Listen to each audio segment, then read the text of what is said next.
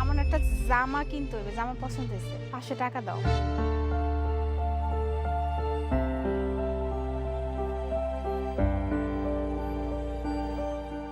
না, দিনে দিনে খরচ একটু বেশি বাইরে যাইতেছে না? আমার বেতন কিন্তু এত বেশি না যে তোমার প্রতিদিন নতুন নতুন জামা আমি পরবো।